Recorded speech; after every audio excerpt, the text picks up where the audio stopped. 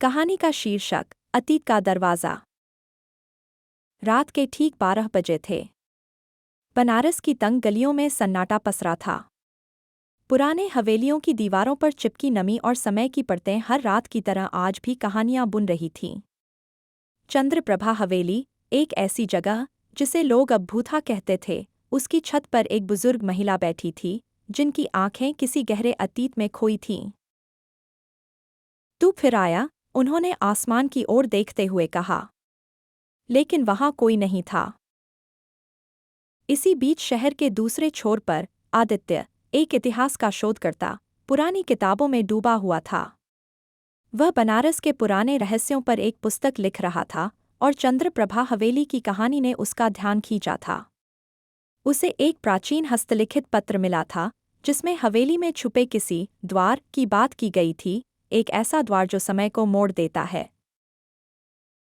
आदित्य ने अपने दोस्त नेहा, जो एक पत्रकार थी, को साथ लिया और दोनों ने हवेली की ओर रुख किया। दिन के उजाले में भी हवेली कुछ ऐसी लगती थी जैसे समय ने वहां आकर रुक जाना चुना हो। दरवाजे पर पुराना ताला लगा था, लेकिन अंदर जाने का एक और रास्ता था, पीपल के पुराने पेड़ के पीछे एक टूटा हुआ हिस्सा। जैसे ही वे अंदर गए, हवेली की दीवारें बोलती सी लगीं। हर कदम के साथ जमीन से सिसकियों की गूंज उठती, जैसे कोई उन्हें चेतावनी दे रहा हो। नेहा, ये देखो, आदित्य ने एक दीवार पर बने अजीब चिन्हों की ओर इशारा किया। नेहा ने फ्लैशलाइट से दीवार पर रोशनी डाली, एक नक्शा उभर आया। उसमें कुछ शब्द संस्कृत में लिखे थे। कालद्वारं यत्र न समयो बंधनायस्ते। वह द्वार जहां समय की कोई सीमा नहीं।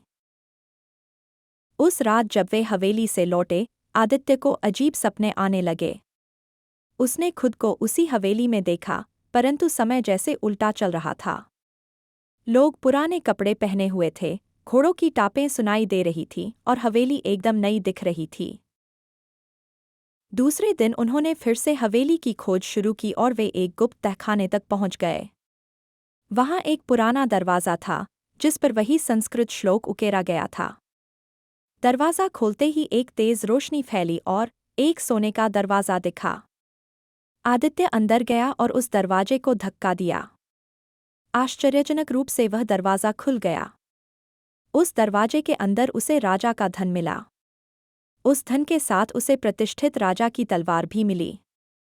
वह बहुत खुश था, लेकिन अचानक उसके चेहरे पर किसी प्रकार की रोशनी चमकी और आदित्य जाग गया। उसने पाया कि यह केवल एक सपना था। The end.